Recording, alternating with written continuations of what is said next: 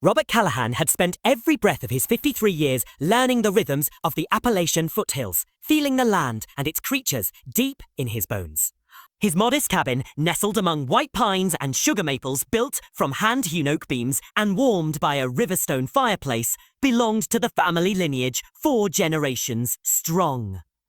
His father James had taught him more than how to hunt. He had taught him to honor life and death in the forest's silent code.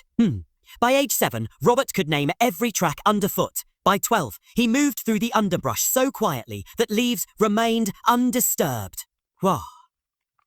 Though he guided wealthy hunters from Louisville and Cincinnati, he killed only what he needed: venison and turkey for his winter pantry, rabbit or squirrel for the odd craving, never once buying store-bought meat in 20 years. Foe.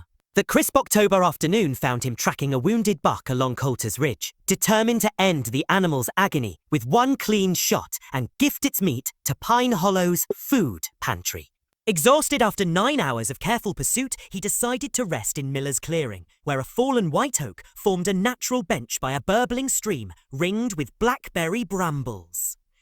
As he sipped steaming coffee from his thermos and feasted on a smoked venison sandwich, he watched raccoons wash their treasures in the current. A red fox paws at the clearing's edge. And squirrels chatter their warnings overhead, until something more watched him in return. When Robert sensed that second presence, he did not reach for his Remington. He simply set his rifle across his knees and waited, heart steady. At the southern edge of the clearing, where young hemlocks thickened the underbrush, a tufted ear poked through the ferns.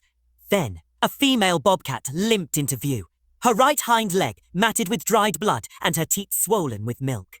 Her eyes, gold-flecked with green, locked onto his, and a soft chirping call rippled through the air. A moment later, 2 cubs tumbled from the shadows at her cry. The mother paused, her limp evident but her spirit unbowed, and Robert understood her message. She was hurt, she was a mother, and she needed help. Moving with deliberate slowness, Robert set aside his rifle and reached for his first aid kit. And then the bobcat flattened her ears but did not flee. Instead, she planted herself between him and her kittens, growling a low warning when he rose to his feet. In that silent standoff, her weight trembling on that injured leg, his heart pounding in his chest, Robert recalled his father's words. When a wounded creature tests you, your character shows. He spoke softly. All right, we do this your way. Over the next hour, he stayed just where he was, murmuring reassurances while the cubs tumbled in play until a sharp maternal chirp brought them to her side.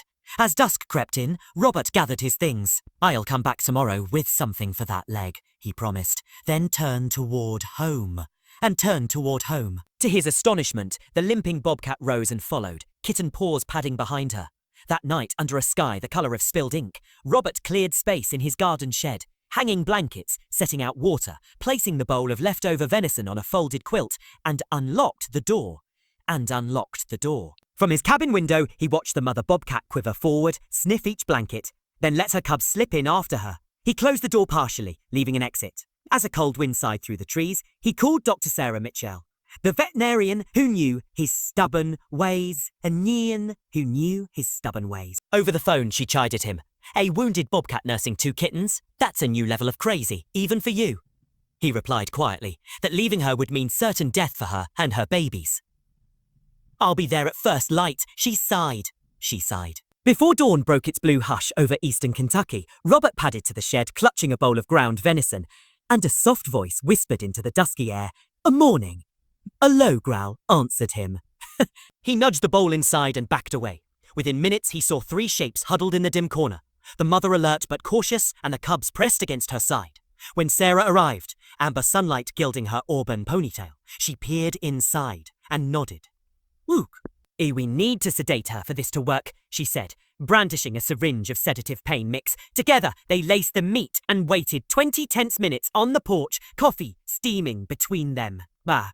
When the mother nosed the bowl and ate, they slipped in, her head swiveling to track them, but no longer growling.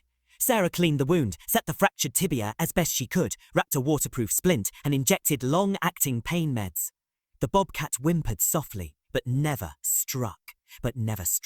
As they retreated, Sarah warned, check that splint in 10 days. 3 weeks off that leg. From then on, Robert's days took on a sacred rhythm. Each morning and evening, he hunted fresh rabbit, venison, or squirrel, mixed in antibiotics and pain meds, and placed a bowl just inside the shed. He watched from a safe distance as the wounded mother limped forward to eat, her cubs growing bolder by the day, exploring the small clearing and returning when a single maternal chirp echoed through the trees. By day 10, her leg bore weight for short periods, and the kittens tumbled in the sunshine farther from the shed door. Yet that morning, Robert nearly dropped his bowl in surprise. The mother sat outside, her splintered leg extended, and before her lay a freshly killed rabbit, her own gift of thanks. She made a soft, rhythmic rumble, a sound he had never heard from her before, as though expressing gratitude in her own language. But gratitude came with a plea. As he knelt, the bobcat limped toward her smaller kitten, who trembled with laboured breaths and a dull, scraggly coat. The mother chirped again and nudged the sick cub toward Robert.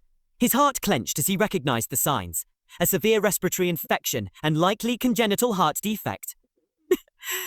She wants me to help it, he whispered.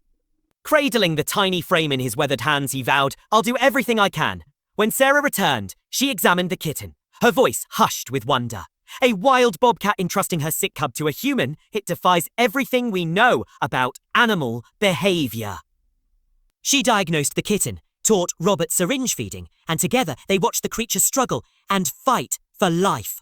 For 17 days, Robert became both father and vet tech, nestling the kitten by the wood stove, coaxing it with warmth and formula, speaking words he hoped it could feel.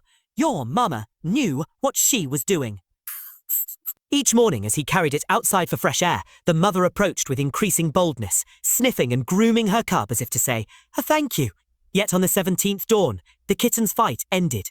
It slipped away in Robert's arms, its tiny heart stilled. He sat motionless, tears tracing lines through his sawdust-dust skin, then wrapped the cub in his father's old flannel and stepped outside. The mother waited at the shed, her eyes reflecting the first light, her surviving cub pressed against her side.